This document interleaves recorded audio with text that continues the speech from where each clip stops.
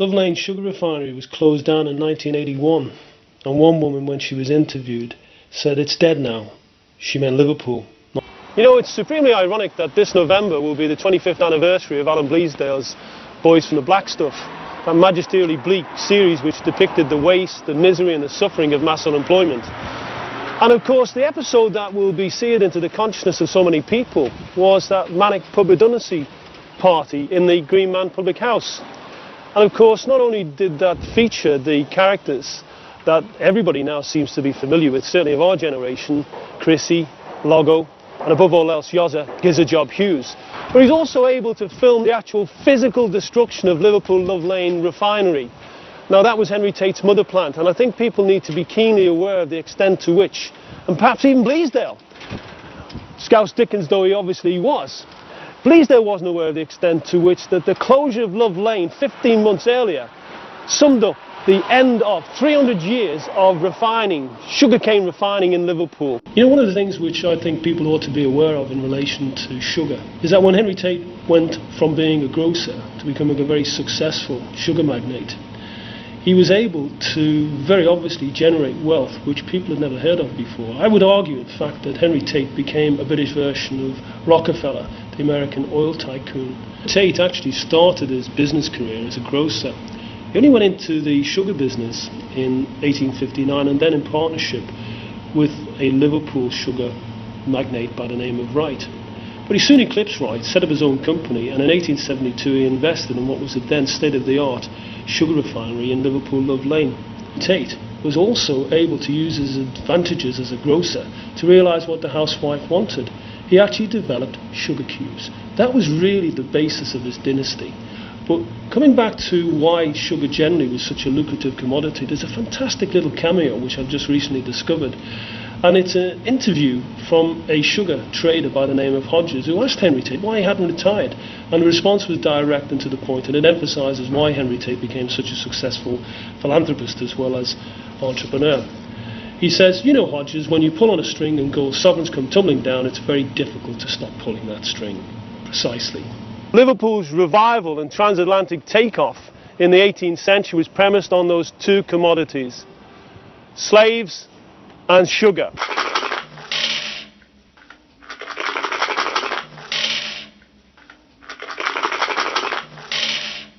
So important to emphasise that the revival of Liverpool at the end of the 17th century, up until then a sleepy insignificant fishing village, was premised on those two commodities, sugar and slaves.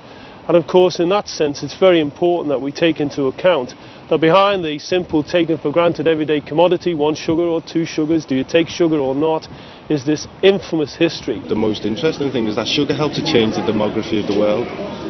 So much so that when we think of the Caribbean, we don't think of it as a place where the population are Native Americans, or not even white, but you're talking about Africans. We think of it, you know, when you think of a Jamaican, you think of a black person, but black people have only been in Jamaica for 400 years.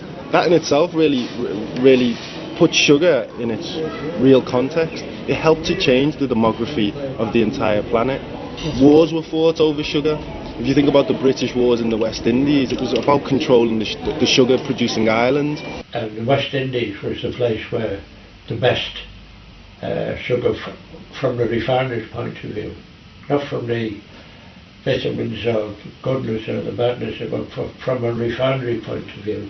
If you got sugar from the West Indies, that was the simplest, and you got more out of it.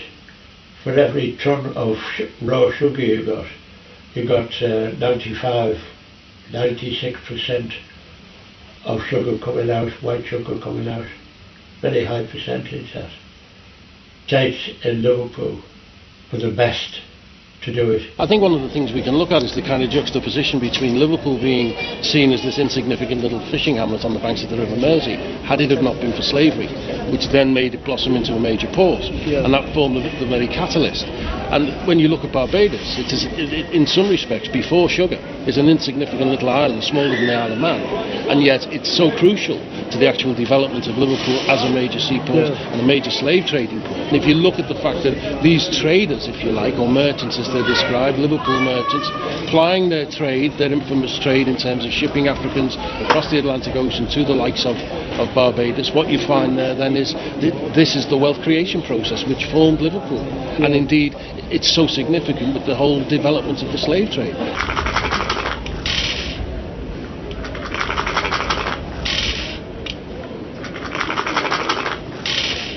The purpose was initially to have a representation of the experience of people of the African diaspora with the Amistad story, which is a unique situation where captives didn't take their captivity with grace, as it was assumed they did in many cases, but actually resisted and were able to take that resistance, take over the ship, and ultimately end up home. There was a lot of things that happened in between that time. One thing was when they were captured in West Africa in 1839. Now that's very significant, since we are celebrating now the bicentenary of the law in Parliament that abolished the slave trade. Therefore, 32 years after the abolition of that trade, these people were captured and put into slavery. Couldn't do that, not by law. And that is, of course, always the hardest thing to deal with. Physical captivity you can run away from. The law is something that will chase you forever. But they were within their rights in the law. However, there is a great deal of denial about the complicity of the United States and the complicity of a lot of other countries that were involved in it. To fess up to it and say, yes, we were a part of this nefarious and terrible trade, we're sorry, and we will make a way to sort of seek redemption for that, is something that our country hasn't done. Great Britain has taken its first step. Well, even to this day, it's still one of the most difficult manual jobs that anyone can do. Wherever it's still done by hand, machetes are still used to chop down cane, and it's the mortality rates are very high associated with it. People who work in those fields don't usually live very long. The dependency from those islanders on sugar to actually, if you like, survive and to provide them with the sustenance that they needed in terms of employment is going, and indeed you could argue is gone. And I draw again a parallel and a similarity between Barbados, the likes of Trinidad, those islands, their dependency on sugar, and the likes of the Lane factory, where the workers of that particular factory were dependent on sugar. And at the same time, both of them found themselves out of work as a direct result of some corporate decision made by a multinational, i.e. Tate Lyle, which affected people both on this side of the Atlantic, up in Lane, in a factory there, and 4,500 miles away down in the Caribbean.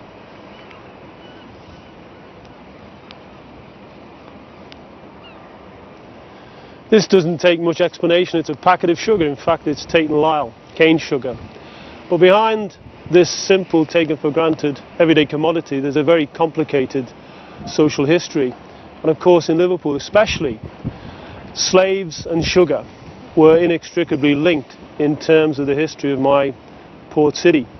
And one of the things that I think needs to be emphasised is that in Liverpool, there was a romantically named Love Lane, Ladies and Maidens Walkway, where eventually Henry Tate from Chorley, a former grocer, went into the sugar business and set up in 1872 Love Lane Refinery, the mother plant in what is now a global sugar dynasty. And it's remarkable to think, as we look at this wonderful vista, that at the end of the 18th century, Liverpool ladies must have been perambulating up and down Love Lane, but did they actually have any occasion or time to pause and reflect on the actual cargoes of the ships that were sailing in and out of the Mersey? Did they ever reflect the extent to which this simple, taken for granted commodity was actually tainted by the blood of African slaves? Now, Merseyside at that time was in a ferment. There was trouble everywhere. There was a general reaction brought about mainly by ex-servicemen who came back with a determination not to go back to what they had come from. They were going to going to come back and they were going to make things different, and they did. And there was a confidence grew from the post-war return of the servicemen. They all came back determined they weren't going to go back to the pre-war system. It was amazing how that was the one common factor that united people of entirely different dispositions.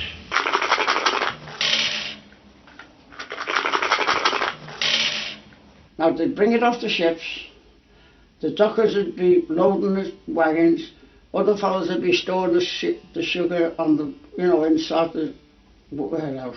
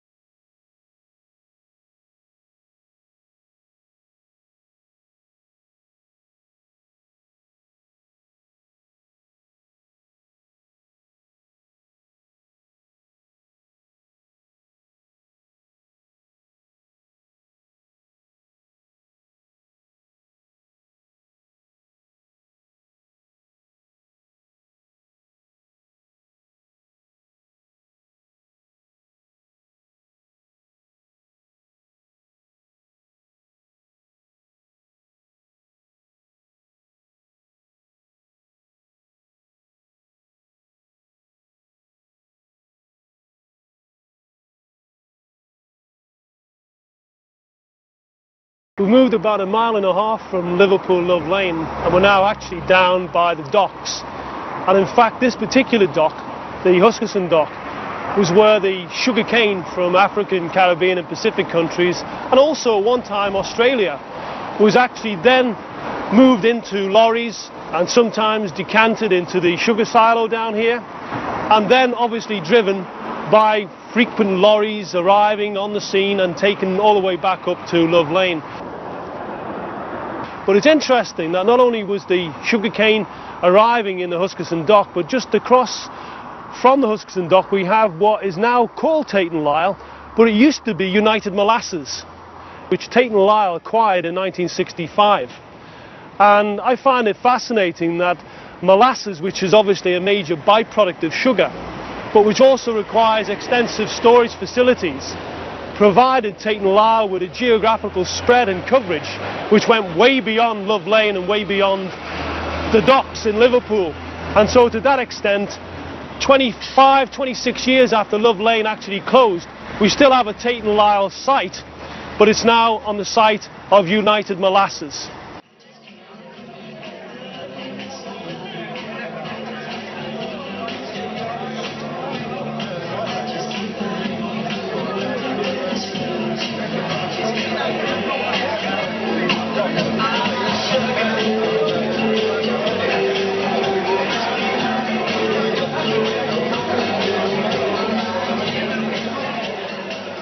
Tate Lyle was very good to us, I mean, money-wise and work, and they looked after your staff, they did. I had quite a few relatives working inside Tate's. Told me it was a good job, well paid at that time. Better paid than most of them around, so that brought me to Tate's. Wrapping up the 2 cubes of sugar when you go in a cafe. I used to wrap them. We were packing cube sugar, and we worked on the sachets as well.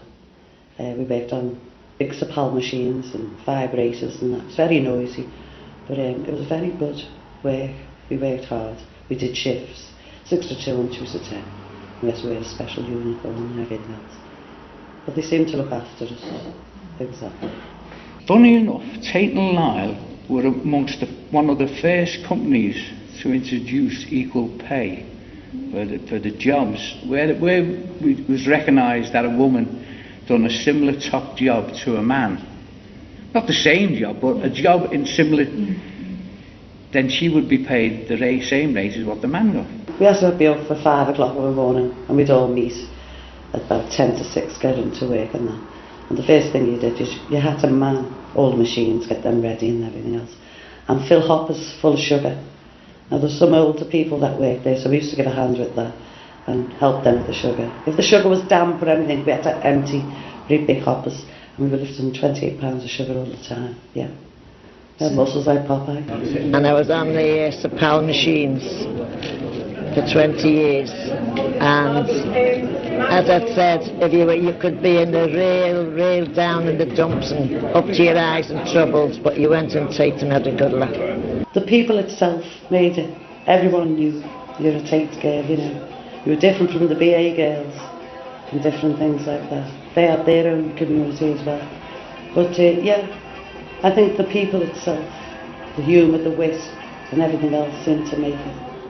And it did serve a lot of purposes. As I say, Tate Lyle's were good to us. They respected the staff, they looked after the staff and things like that. Yeah, I did enjoy it while I was there. I did miss it when it was gone. Everyone knew everyone, you know, it was that type of place.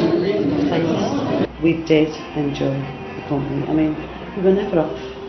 If we were, it was because we were sick, on the sick for long term. But everyone seemed to make it in, even when we didn't have the New Year. You had to come into work on New Year's Day. It's all half plasters, but we still had to clean and chip the floors and everything else. But it was a good community spirit there, yeah. You became a family. It wasn't like people you didn't know. I mean, I went home and many times I was alone for myself and the wife thing. I said, oh, Ben always having terrible trouble, you know. Nothing to do with Tate, you know. But we all were like that. So we became a family, you know. And that's what kept me there. The companionship of the people inside Tate Lyle is unbelievable, and everyone gone. We went to social, I mean, our life was organised around Tate Lyle. Our social life was Tate Lyle.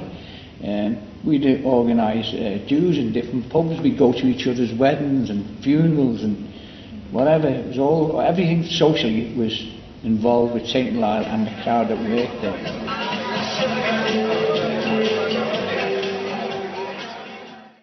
On April the 28th last year, in this wonderful village hall, we had a 25th anniversary reunion for the surviving boys and girls from the White Stuff. And of course, you know, I'd been instrumental in terms of trying to organise that campaign to win from Tate Lyle the monies to actually hold that party. But I would not have been able to do it without the support of Tony McGann, Alan Bleasdale, Jimmy McGovern, Jack Jones, Brian Reid, and interestingly enough, I had a recorded telephone message from Tony Benn. And Tony Benn was one of those supporters for the reunion, for the 25th anniversary reunion. And he sent his fraternal greetings and said, enjoy it tonight because you deserve it. And also remember that you have actually created the wealth which everybody now enjoys. And clearly, the surviving boys and girls from the White Stuff have dedicated their working lives not just to a company, but to creating the wealth which everybody now enjoys.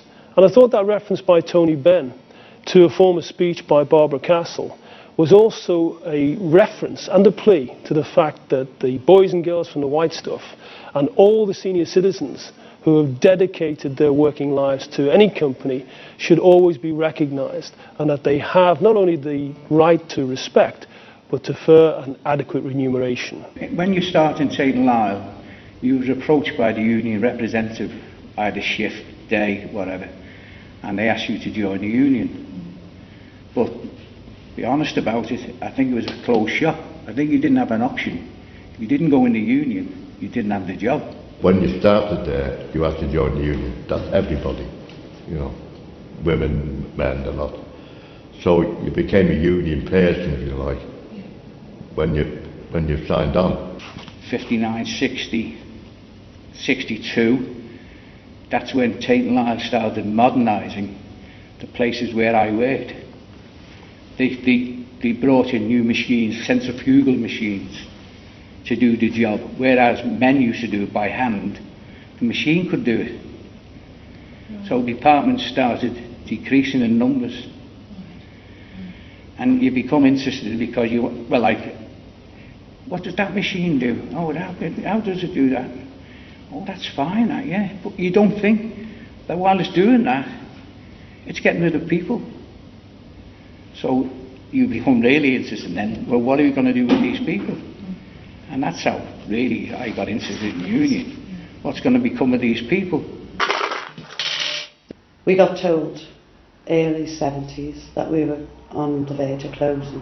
We didn't believe it because we all stuck together and fought to keep it open. We had many meetings. A lot of union meetings came down and everything else, and we stuck it out.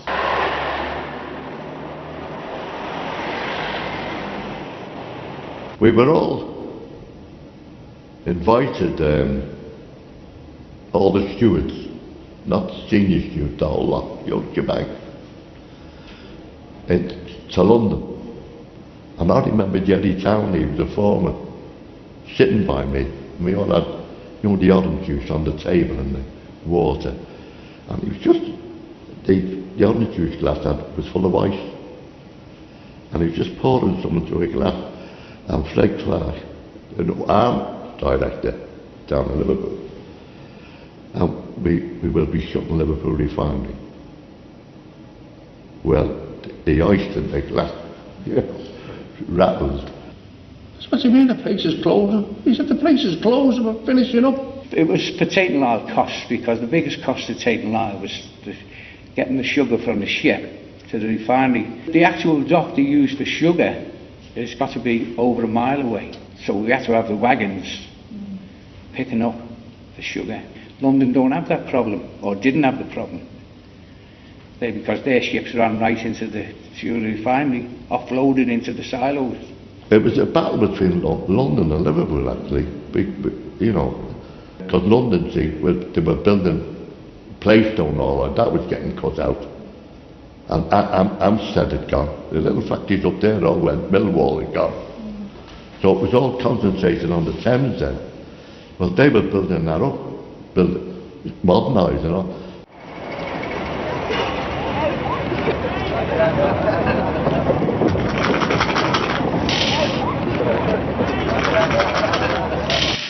So it went on, and everybody looked at one another. No, Liverpool off was a couple of thousand people. And as we said, which the chap said in Brussels, and I said to him, you're talking about 10,000 people. Because the people that deliver the paper to us and all the shops around, all them people, the labour's going to go. You know, not just us. Anyway, that's the way it went. And so the place was shut, you know, Liverpool. I think the big impact on the actual community living around there was, it wasn't when Tate's went. They also dragged down with them quite a few companies that depended on them. Conor Lloyd gets on the rostrum. I said, what did you do this for? What did you have the cheek and the audacity to wine and dine us, if you like? And then I said, Bruce has said, he's got nothing on you, lot. I said, you want me to give me a cup of tea and stab me in the back? I said, why you done that, I'll never know. You should have left us where we were, you know. But the refinery went berserk, you know, when they come back. Because they said they wouldn't tell them till we got home, but they did. Everybody I was shocked. You know, it didn't really sink in.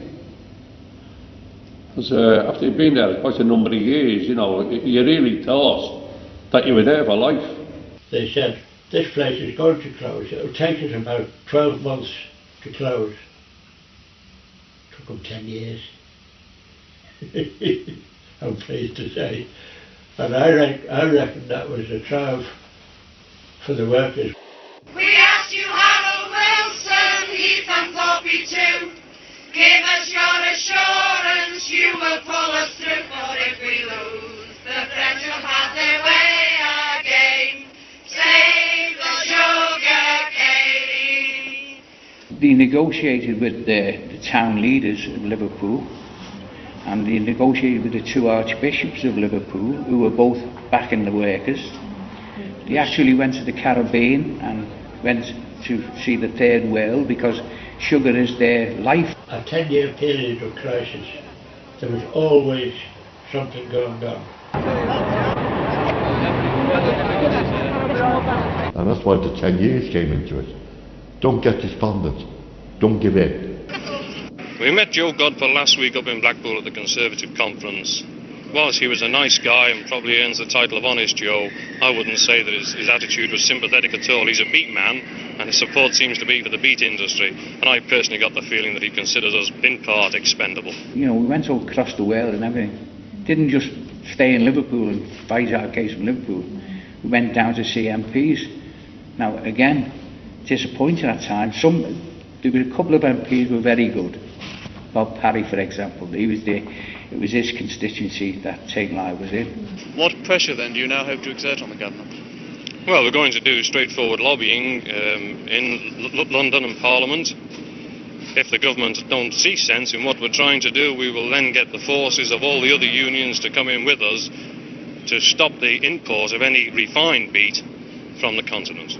Actually blacking it? Yes, we'll ask them to black it and stop it coming in. Then Joe Godfrey's got the choice. If he stops the cane, we'll stop the beet and we'll have a national emergency. That's what the situation will come to. The two bishops here put a wonderful fight up. You know, because London, see, they were building